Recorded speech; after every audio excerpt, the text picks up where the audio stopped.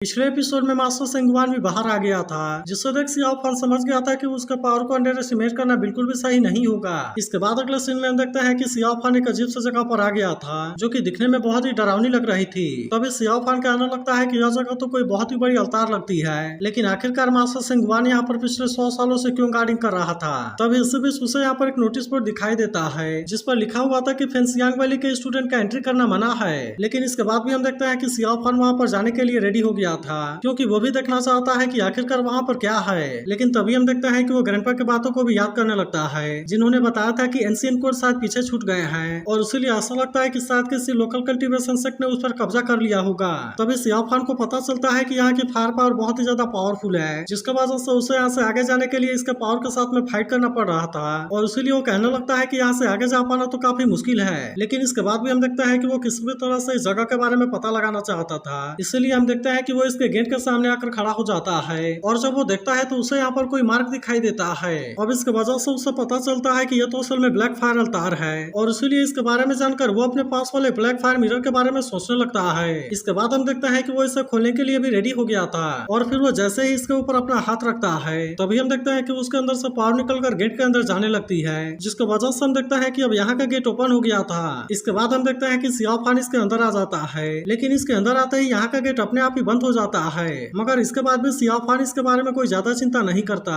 और फिर हम देखते हैं कि वो यहाँ से अंदर जाने लगता है। लेकिन तभी अचानक से हम देखते हैं कि लिटिल मंकी की दोनों आंखें लाल हो जाती हैं, जिससे देख सियाओ फान कहता है कि इस रेड लाइट की इविल पावर तो काफी अनयूजुअल है, और इससे देख ऐसा लगता है कि यह लगभग 100 लीटर के बराबर है। लेकिन तभी हम देखते हैं कि इसके पावर की वजह से सियाओ फान का माइंड उसके कंट्रोल से बाहर जाने लगता है, जिस पर सियाओ फान कहता है कि फेंसियांग वैली तो सच में ग्रेट ट्रूथ पाथ है। इसके बाद वो रेड लाइट निकलने वाले जगह को देखने लगता है, जहाँ पर उसे पता चलता है कि यह तो असल में एक एक्टिव वोल्केनो है। लेकिन तभी अचानक से हम देखते हैं कि लिटिल मंकी इसके अंदर आ गया था, और वहाँ वो जमीन पर अपने हाथों से पीटने लगता है। तब इसके वजह से हम देखता है कि यह जगह बहुत ही तेज कांपने लगती है, इसीलिए सियाओ फान को लिटिल मंकी के बारे में चिंता होने लगती है, जिसके बाद वो लिटिल मंकी से कहता है कि तुम केयरफुल हो जाओ। लेकिन तभी हम देखते हैं कि यहाँ की पावर लिटिल मंकी के अंदर जाने लगी थी, इसलिए इसे देख सियाओ फान इस बात से हैरान हो गया था, और फिर वो सोचने लगता है कि क्या लिटिल मंकी यहाँ के पावर को एब्जॉर्ब कर रहा है। लेकिन हम देखते हैं कि उसे इसके बारे में कुछ भी समझ में नहीं आता, इसलिए वो कहने लगता है कि आखिरकार यहाँ पर क्या हो रहा है। तभी इसी बीच हम देखते हैं कि सियाओ फान के पीछे कोई मॉन्स्टर होता है, लेकिन असल में सियाओ फान को इसके बारे में बिल्कुल भी कोई अंदाजा नहीं होता। तभी हम देखते हैं कि यहाँ का लावा एक स्ट्रक्चर के अंदर बहुत ही तेजी से भरने लगता है, जिससे देखने से ऐसा लग रहा था कि असल में वो कोई फॉर्मेशन है। तब इससे देख सियाओ फान भी अपने आप को इसके लिए पूरी तरह से रेडी कर लेता है, और कहने लगता है कि यह तो कोई बहुत ही खतरनाक क्रूएल गॉड है, जिसके बारे में डीमन सेक्ट कोडेक्स में भी रिकॉर्ड नहीं है। लेकिन हम देखते हैं कि सियाओ फान यहाँ पर कुछ भी नहीं कर पाता, और तभी अचानक से इसके सामने कोई रेड मॉन्स्टर आ जाता है। लेकिन हम देखते हैं कि वो तुरंत ही अपने पावर का यूज करके सियाओ फान के ऊपर अटैक करने लगता है, जिससे देख सियाओ फान भी किसी तरह से अपने आप को इसके अटैक से बचाने लगता है, और इसीलिए वो रेड मॉन्स्टर सियाओ फान का कुछ नहीं कर पाता। लेकिन वहीं लिटिल मंकी अभी भी यहाँ के पावर को एब्जॉर्ब करने में बिजी था, जिसके वजह से सियाओ फान को इसके बारे में चिंता होने लगती है। इसके बाद अगले सीन में हम फेंसियांग वैली का सीन देखते हैं, जहाँ पर कि वे फिश मॉन्स्टर इनके ऊपर काफी गुस्सा हो गए थे, और इसीलिए हम देखते हैं कि वे इनके फायर वाले लेयर के ऊपर अटैक करके तोड़ने लगते हैं। लेकिन इसे देख फेंसियांग वैली के स्टूडेंट भी पूरी तरह से रेडी हो गए थे, जहाँ पर कि वे अपने फायर पावर का यूज करके इनको अंदर आने से रोक रहे होते हैं, और इसीलिए हम देखते हैं कि वे फिश मॉन्स्टर अभी इनके सामने ज्यादा कुछ नहीं कर पा रहे थे। लेकिन वहीं उधर हम देखते हैं कि वे फिश मॉन्स्टर भी इतना आसानी से हार मानने वाले नहीं होते, इसलिए वे सभी यहाँ पर और भी ज्यादा नंबर में आने लगते हैं, और फिर वे सभी एक साथ में मिलकर फायर वाले लेयर को तोड़ने की कोशिश करने लगते हैं। लेकिन वहीं दूसरी तरफ हम देखते हैं कि फेंसियांग वैली के स्टूडेंट भी इसके लिए पूरी तरह से रेडी थे, और इसीलिए वे भी अपने पावर का यूज करके इनको आगे आने से रोक रहे होते हैं। लेकिन तभी हम देखते हैं कि उनका नंबर यहाँ पर बहुत ही ज्यादा हो गया था, इसीलिए फेंसियांग वैली के स्टूडेंट भी इनको ज्यादा टाइम के लिए नहीं रोक पाते, और हम देखते हैं कि वे इसे तोड़कर अंदर आने में कामयाब हो गए थे। जिसके बाद हम देखते हैं कि फेंसियांग वैली के स्टूडेंट भी इनका सामना करने के लिए रेडी हो जाते हैं, और हम देखते हैं कि वे अभी भी इनको किसी तरह से रोकने के लिए कोशिश करते हैं। लेकिन हम देखते हैं कि फिश मॉन्स्टर को रोक पाना अब इनके लिए काफी मुश्किल हो गया था, और तभी उसमें से एक मास्टर लू के ऊपर भी अटैक करने के लिए आ जाता है। लेकिन इसके बाद भी हम देखते हैं कि मास्टर लू ने उसे बहुत ही आसानी से रोक लिया था। तभी अचानक से हम देखते हैं कि इनके ऊपर कोई पावर जनरेट होने लगती है, जिससे देख मास्टर लू भी इस बात से हैरान हो गया था, और इनमें से किसी को भी समझ में नहीं आता कि यहाँ पर क्या होने लगा। तभी इसी बीच हम देखते हैं कि वो पावर एक बाउंडर के रूप में चेंज हो जाती है, इसलिए अब इसके सामने कोई भी फिश मॉन्स्टर कुछ नहीं कर पाता।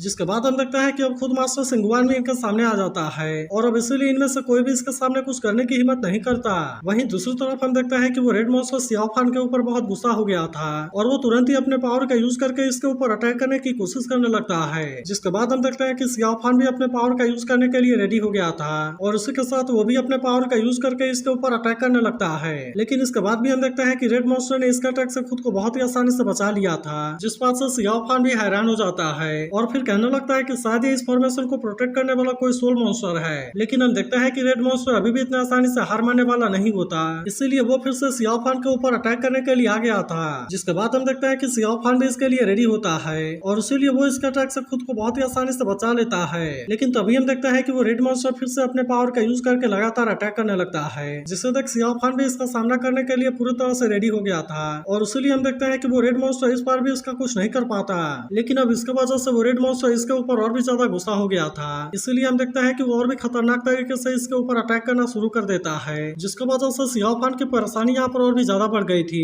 और इसीलिए उसका सामना करने में उसे काफी दिक्कत होने लगती है। तभी अचानक से हम देखते हैं कि रेड मॉन्स्टर ऊपर से इस पर अटैक करने के लिए आ जाता है, जिससे देख सियाओ फान भी अपने पावर का यूज करके उसे रोकने की कोशिश तो करता है, लेकिन वो असल में इस बार इसके सामने ज्यादा कुछ नहीं कर पाता और हम देखते हैं कि जख्मी होने की वजह से उसके अंदर से ब्लड आने लगता है। वहीं उधर हम देखते हैं कि मास्टर सिंगवान को देख सभी उसे ग्रीट करने लगते हैं, जिसके बाद मास्टर लू से कहता है कि आपको यहाँ पर इतने छोटे से काम के आने के लिए जरूरत ही नहीं थी। तब इस पर मास्टर सिंगवान कहता है कि वैली मास्टर ने ऐसा करने के लिए ऑर्डर दिया था और इसलिए मेरे पास में यहाँ पर आने के अलावा और कोई ऑप्शन नहीं था। फिर हम देखते हैं कि वो अपने आइस पावर का यूज करने लगता है, जिससे देख सभी फिश मॉन्स्टर काफी डरने लगते हैं। तब इससे देख मिस यान मास्टर सिंगवान की तारीफ करने लगती है और कहती है कि उन्होंने तो अपने पावर से इनको बहुत ही आसानी से शांत करा दिया। तब इस पर ली कहता है कि उन्होंने 63 फॉरेन क्लैन को अकेले हिला दिया था, इसलिए ये चीज कोई मजाक नहीं है। लेकिन तभी हम देखते हैं कि मास्टर सिंगवान एक लड़के को बुलाता है और फिर उससे पूछता है कि क्या तुम मुझे पहचानते हो, जिसके बाद हमें पता चलता है कि वो असल में फिश मॉन्स्टर से बात करना चाहता है और इसीलिए वो लड़का फिश मॉन्स्टर के बातों को समझकर मास्टर सिंगवान को बता रहा था।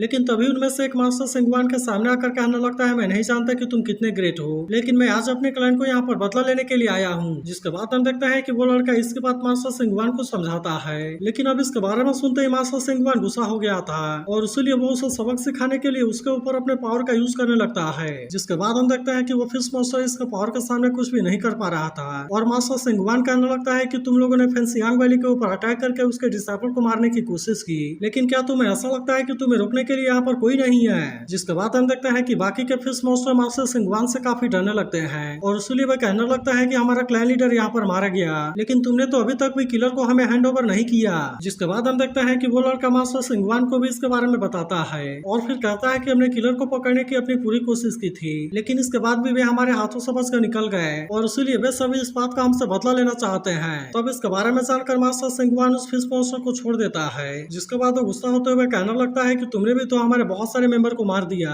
और इसके अलावा ऐसा लगता है कि हमारे लीडर को भी तुमने ही मारा था। जिसके बाद हम देखते हैं कि वो लड़का मास्टर सिंगवान को भी इसके बारे में बताता है और फिर कहता है उसका मतलब है कि उसके लीडर को हमने ही मारा था। फिर वो कहने लगता है कि हमारे एक लड़के ने अपने ऊपर से कंट्रोल को खो दिया, जिसके वजह से उसने इनके ऊपर अटैक कर दिया और इसीलिए इस फाइट में हमारे भी बहुत सारे लोग मारे गए। तब इसके बारे में सुनकर मास्टर सिंगवान पूछता है कि पहले किसने मारा था, लेकिन हम देखते हैं कि इस पर कोई भी कुछ नहीं बोलता, जिससे देख मास्टर सिंगवान कहता है कि मुझे खुद ही बॉडी को चेक करना होगा और इसीलिए हम देखते हैं कि वो इनके डेड बॉडी को चेक करने के लिए भी आ गया था, जहाँ इंजरी के ऊपर पर्पल कलर का किसी पावर का निशान था। वहीं उधर हम देखते हैं कि वो रेड मॉन्स्टर अभी भी सियाओ फान के ऊपर अटैक कर रहा था, जिसकी वजह से इसकी कंडीशन काफी खराब हो जाती है और तभी इसी बीच हम देखते हैं कि उसका मैजिक वेपन इसके ब्लड के ऊपर गिर जाता है। जिसके बाद हम देखते हैं कि उसका मैजिक वेपन इसके ब्लड को एब्जॉर्ब करने लगता है और इसीलिए इसकी वजह से उसकी पावर फिर से रिकवर हो जाती है। फिर हम देखते हैं कि वो अपने पावर का यूज करके रेड मॉन्स्टर के ऊपर अटैक करने की कोशिश करता है, लेकिन वो असल में इस बार भी उसके सामने ज्यादा कुछ नहीं कर पाता और हम देखते हैं कि वो इसके हर एक अटैक से खुद को बहुत ही आसानी से बचा लेता है। लेकिन अभी भी हम देखते हैं कि सियाओ फान इतना आसानी से उसके सामने हार मानने वाला नहीं होता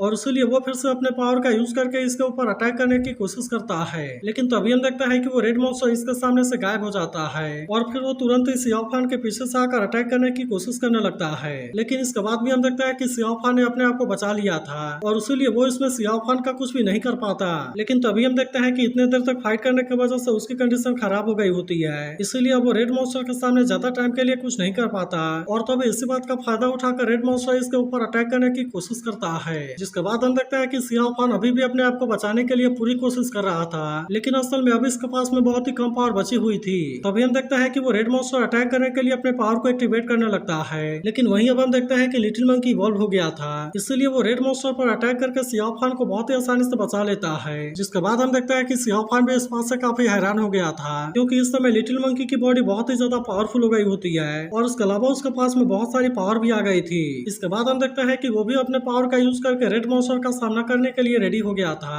और अब इसीलिए इन दोनों के बीच में बहुत ही शानदार टक्कर होने वाली होती है। तो क्या आपको लगता है कि लिटिल मंकी रेड मॉन्स्टर को हरा देगा? इसके बारे में कमेंट करके जरूर बताना और अगर आप इसके अगले एपिसोड के लिए भी एक्साइटेड हो तो इस वीडियो को लाइक जरूर कर देना।